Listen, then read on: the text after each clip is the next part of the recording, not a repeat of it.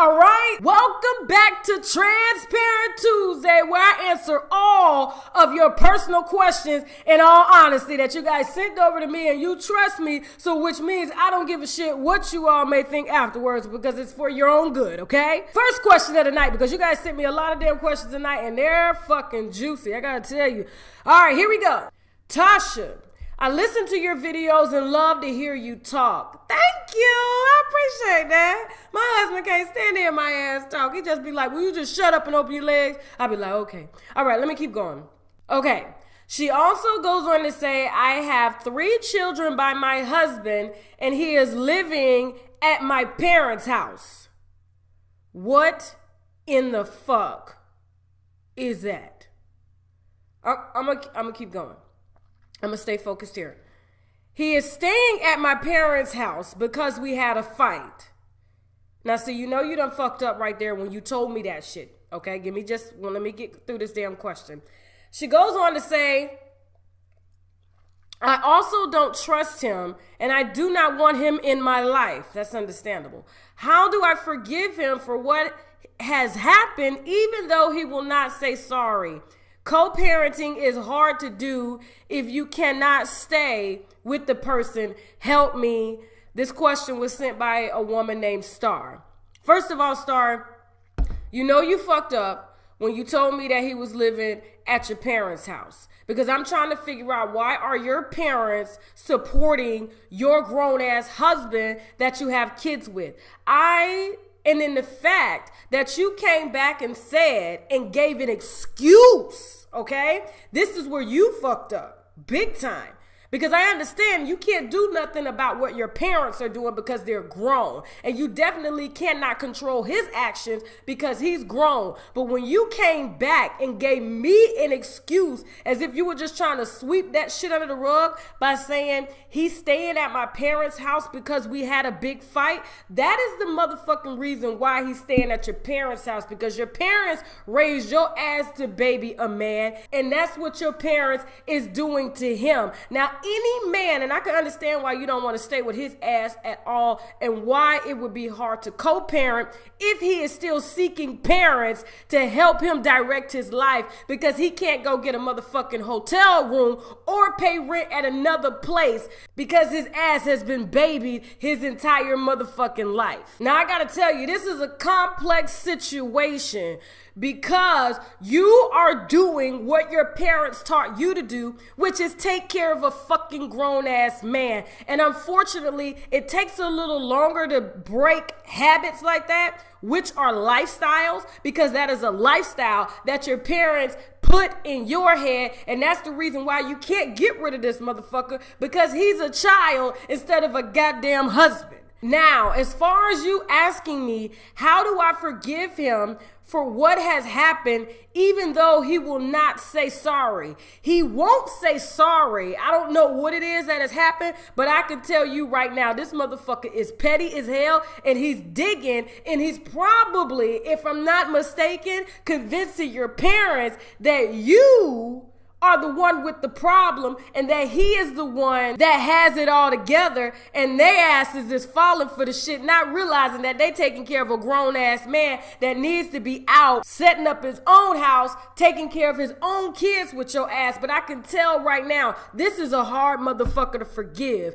and it may take some time, but I do want to tell you this shit here, because you pointed out something here in this message. You said, how do I forgive him for what has happened even though he will not say sorry? Well, you can't forgive someone who is still doing the shit to you, because you haven't really created any distance between you, which means it allows you to reflect and think. But the mere fact that he's staying over your parents' house, he's doing that shit to get back at you, which means he's a childish piece of shit. And I really feel sorry for you in this situation, because your kids have a dad that acts just like they motherfucking asses. Now, what I would do if I were you, I would call your parents and I would plead with them after you watch this video and you get a little bit more encouragement and you understand what I'm saying, that your parents have no business in the business of your relationship, regardless if he is the father to those children. Because the mere fact that he's staying with them, he's not being a father or a leader or somebody that you can look up to. And at the end of the day, your parents need to have your side and need to make sure that your kids, which are their grandkids, are taken care of. And they need to put this motherfucker out and let you two, after some time has came in, heal from whatever has fucking happened, and it will give you time to see him as an adult when he's living at his own place, taking care of his own shit. And that's how, honestly, you will come to forgive him for all of this petty ass, childlike bullshit that he's been doing to you and your children. I really feel sorry for you, because he talking shit silently, okay? By him staying over there, it's pissing you the fuck off daily. And that's the reason why you gave me the excuse, because you already know subconsciously that this is a fucked up situation and you have an individual that's gonna be hard to get rid of because he wasn't fucking raised. And he still needs raising. So to be honest with you, you can carry that shit with you until you see that this motherfucker is out handling his business, and then you will begin to see him in a different light. But to be honest with you, a child can't raise my motherfucking children. So you need to do what you got to do, and you need to figure out how to file for divorce and figure out how to get full custody. And all you got to do is prove that he living with your motherfucking mama and daddy, and I guarantee you he won't have no motherfucking visitation rights until he sets up his own motherfucking place. Just like that. Now, moving on. Next question. That shit pissed me the fuck off, for real. Fuck, how the fuck your parents gonna be raising a nigga that's already motherfucking raised? He's supposed to be raised. Allegedly motherfucking raised. All right. Next question. Tasha, here's the situation. Hey, looks like I got my first gay couple question and shit. Hey. Okay, gay people need love too, damn it. Okay, it's 2017. Y'all asses better get the fuck over it and realize that gay people need direction just as well as heterosexual people. They ain't no motherfucking different at all, okay? Now, here's the question. I've been dating, and this guy has considered us friends, but he says we'll never be together and decided to stop sexing me, but he sexes me every so often. That's motherfucking interesting. We cuddle and we do a ton of relationship things. I've been going along with it, but at this point, I don't want to be with him. Should I continue the relationship like connection and action? Marcus. Thank you, Marcus, for sending me this question. I'm glad that you came to somebody that's level-headed and won't try to brainwash you into thinking that something else is going on spiritually, if you understand what the fuck I'm saying, okay? You are who you are, and I love that you're being who you are and that you're trusting me with this sensitive information here, okay? So, I want to first say that if you're dating a guy, there are plenty of guys that tell women up front they don't want to be in relationships with them, but they want to continue sleeping with them because their pussy is just that good. It's called transition good pussy. Not realizing the reason that they're sleeping with the female or still sleeping with you is because they can't find anybody else at the moment to give them good pussy or good dick like you're laying. And so he's going to act like he's in a relationship with you, and he's going to do relationship like things with you, and he's going to make it seem like you're not relationship material and you're just fuck material, but really in his mind, you are merely just transition material, but psychologically, he's making it seem like you're not good enough for him, which means he's playing a dominion role over your life until he finds someone that's gonna meet his unrealistic motherfucking-tations, and then he's gonna realize after you find somebody that understands that you want to be in a relationship and you don't want to be out sleeping with other motherfucking people, if you stop fucking him, you will will send this message, and I guarantee you, you will unconsciously get dominion over him, and he'll come crawling back. That's just how men are. When you find somebody else, this motherfucker will be beating down your door because he's gonna think that he was the privilege to you. But in all honesty, because he's choosing to spend his time with you until he finds somebody that's so-called perfect, he's not gonna understand that you spoke to somebody that understands his level of thinking like me, and he's gonna regret that he took advantage of you when he sees you in a real motherfucking relationship.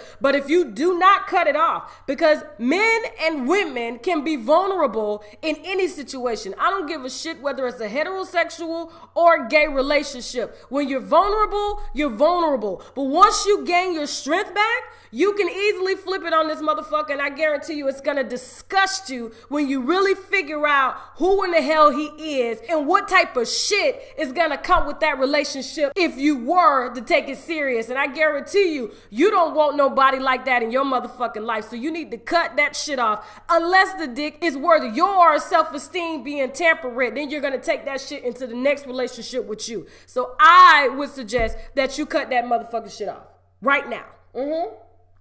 Thank you, Marcus.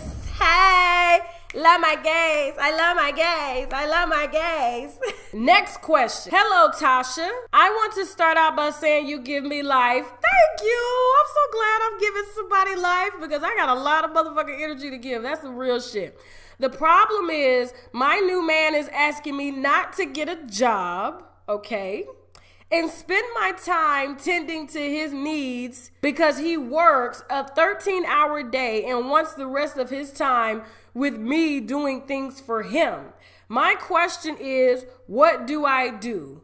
Audrey sent me this. Thank you, Audrey, for trusting me with such sensitive information, and I'm glad that you didn't go to your motherfucking friends and that you came to somebody that has an outside view of what the hell is going on. Audrey, I want to ask you, this new man, because I take it you guys haven't dated that long, which ain't nothing wrong with that. Hell, my husband and I got married 4 months after we damn met. We moved fast and still going strong 12 years later. Audrey, what I want to ask you, because it seems like, and a person on the outside could easily say that this man is controlling and times have moved on, and if he really loved you, he would want you to do what you want to do and not wait on him hand and foot. But I'm gonna be honest with you, men are like that.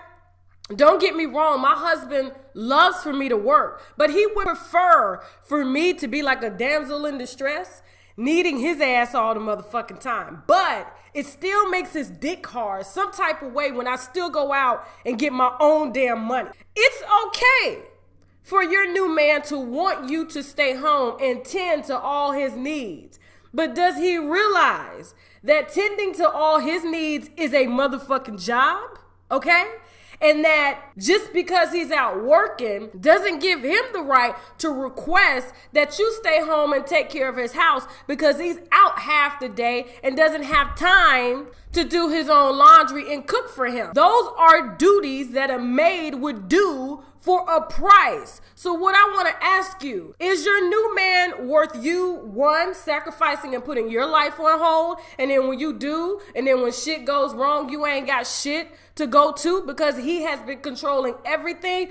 Or do you think it's right that you make him pay you a salary since you're not out in the real world working, just in case something goes wrong with the two of you and you can pick up your money and your shit and leave and transition? Does he have enough money to provide that type of lifestyle for you?